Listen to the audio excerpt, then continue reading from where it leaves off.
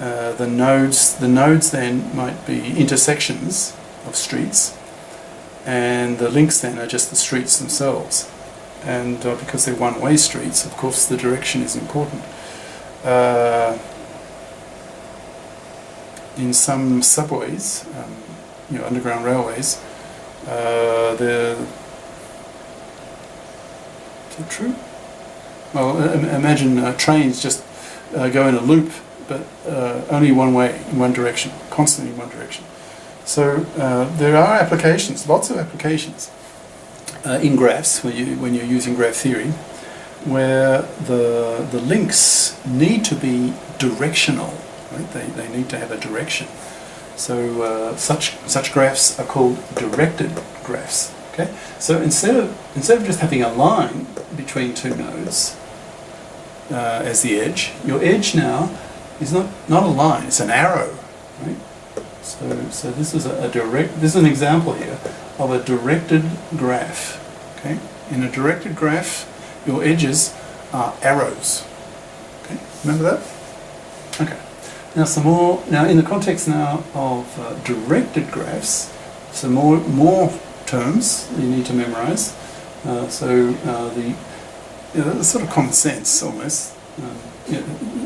It may be a bit of a bother. There's so much to memorize if it's all new to you, but conceptually it's not difficult.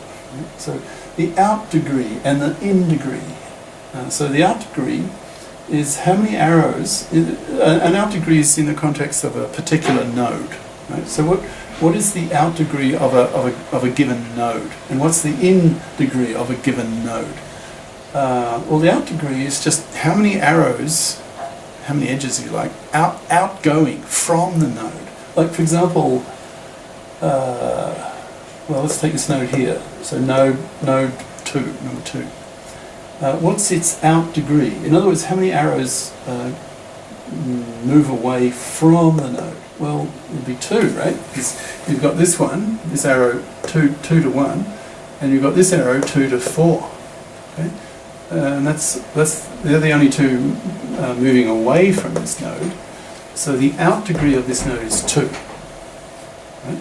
Now, how about the in degree? Well, that's the number of arrows that come into the node.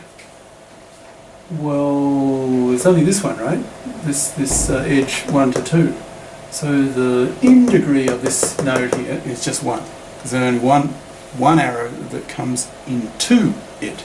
Okay. All right. So can you remember the first session? We represented a graph in this form, like a set of two sets, V comma E, and remember V was the set of your vertices or nodes, same thing. Right? Notice I've not been using the word vertex much lately. I just prefer the word node, it's easier. And E, remember, was the set of the graph's edges, all of them. Okay? But now we're talking about a directed graph, so we need to set up a convention for an edge, because now the direction is important. So now this pair here, it's an ordered pair. Okay? So ij is not, well, usually not, the same thing as ji. Okay? The order is important.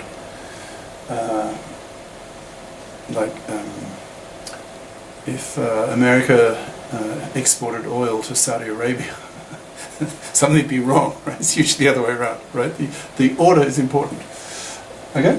So it's I comma j. So it's important that the i's first and then j. It's not the same thing as j comma I, right? So now your set of edges, let's see. 1, 2, 3, 4, 5, 6, 7, 8. 1, 2, 3, 4, 5, 6, 7, 8. Okay, so let's take this directed graph as an example, and we'll write out G in terms of the two sets, the set of vertices or nodes. Well, we've got 6 of them, so it'd be this set 1, 2, 3, 4, 5, 6. That's the set of your nodes, right? These 6 here, and then the set of the edges, directed edges, right? So an ordered, you'll have how many? 1, 2, 3, 4, 5, 6, 7, 8. Is that right? 1, 2, 3, 4, 5, 6, 7.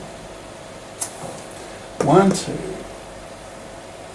3, 4, 5, 6, 7, 8. So we've got 8 edges. You need to be careful, it's easy to miss them. Alright, now the order is important.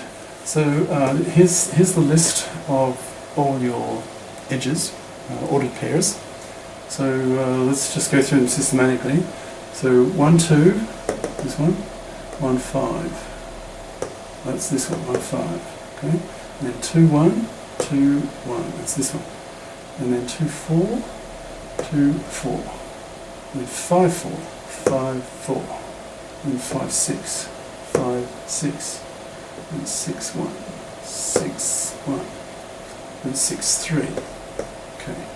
1, 2, 3, 4, 5, 6, 7, 8 edges. 1, 2, 3, 4, 5, 6, 7, 8. Okay. Right. Now more definitions. A directed path. Now you can probably guess what that is. I mean, you know now what a path is. A directed path.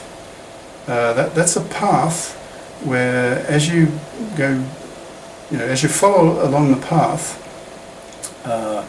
each step, if you like, each edge that you move along, the direction of your moving along the path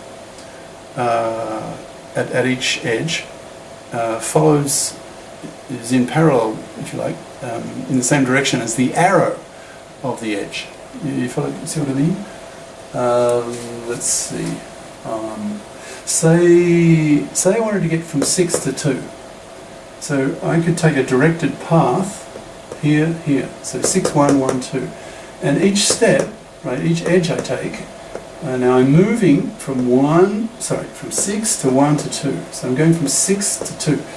So each edge, the direction I'm moving to get from here to here, I'm following in the same direction as the edges. Okay? So that would be a directed path.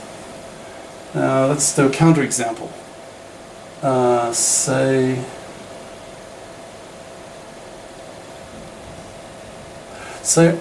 I wanted to get from 5 to 2, and I went this way. Right? Well, in both cases, I went in the opposite direction from the arrow. Okay, so that would not be a directed path. But if I wanted to get from 2 to 5, that's okay. I could go like that, and then I'm following the arrows. I'm moving in the same direction as the arrows. Okay, so from 2 to 5 via 1, so 2, 1, 1, 5, that would be a directed path. Okay, so directed path. So each step in your path, it's in the same direction as its arrow. The definition. Okay, strongly connected. The last definition before we move on to strings and the next session. Strongly connected.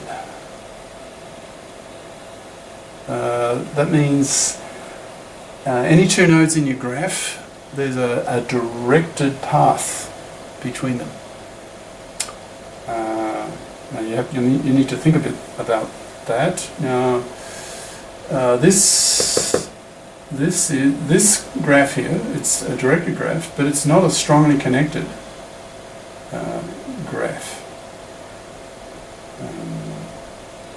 because connecting 2 and 5.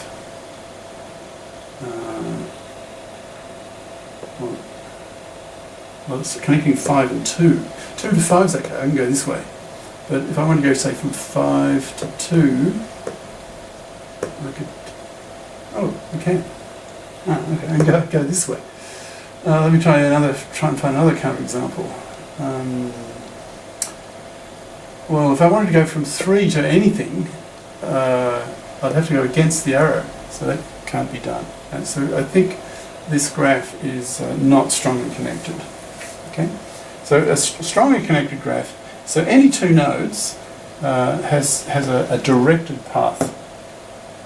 So if you can't do that, if you find any pair of nodes that does not have a directed path, that graph, the whole graph, is not directed. Right? Strongly connected. Okay. Now there's just a little bit.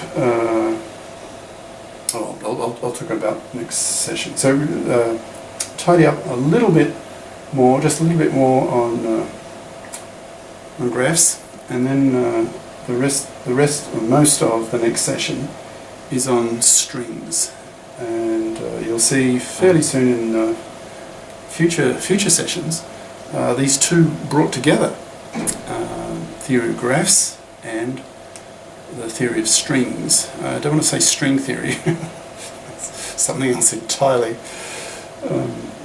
mathematical physics. So you'll see how these two get wedded, brought together in a very fruitful way in computer theory of computation. And so graphs and strings. Right, I'll change the camera angle now.